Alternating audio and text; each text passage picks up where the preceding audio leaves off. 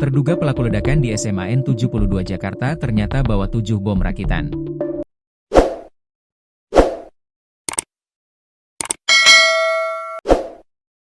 Juru bicara Densus 88 Anti Teror Polri, AKBP Maindra Eka Wardana mengonfirmasi jika terduga pelaku ledakan di SMAN 72 Jakarta, Kelapa Gading, Jakarta Utara membawa 7 bom rakitan, Jumat, 7 November 2025.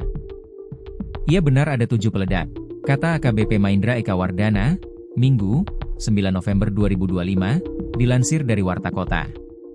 Maindra menambahkan jika 4 dari 7 peledak itu meledak di 2 lokasi. Namun sisanya tidak meledak. 3 tidak meledak, tutur dia, secara singkat. Maindra mengatakan bahan peledak yang tidak meledak telah disita guna penyelidikan.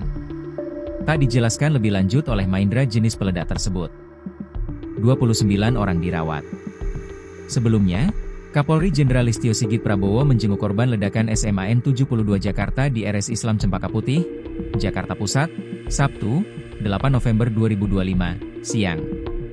Kapolri menjenguk para korban ledakan bersama Ketua Komisi Perlindungan Anak Indonesia, KPAI, Margaret Aliatul Maimunah. Ia menjelaskan, total ada 96 korban ledakan di SMAN 72 Jakarta yang berada di Kelapa Gading, Jakarta Utara.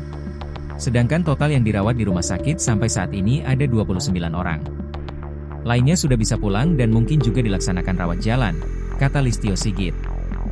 29 korban tersebut diantaranya 14 orang dirawat di RS Islam Cempaka Putih, 14 orang dirawat di RS Yarsi, dan 1 orang dirawat di RS Pertamina.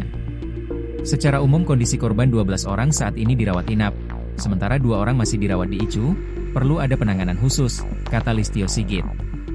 Peristiwa ledakan di lingkungan SMAN 72 Jakarta di Kelapa Gading terjadi pada Jumat, 7 November 2025, siang.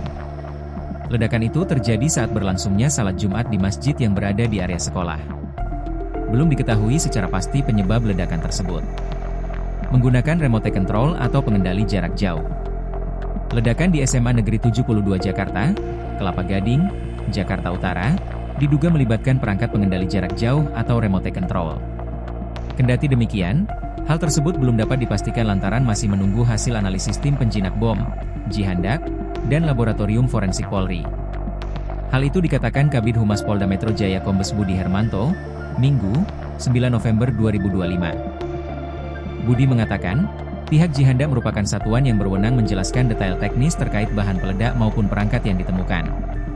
Nanti pihak Jibom yang menjelaskan karena merekalah orang-orang yang lebih expert, ahli, di dalam menjelaskan barbuk ledakan, ujar Budi. Ia menuturkan, penyelidikan masih berlangsung dan melibatkan Densus 88 serta tim gabungan dari Polda Metro Jaya.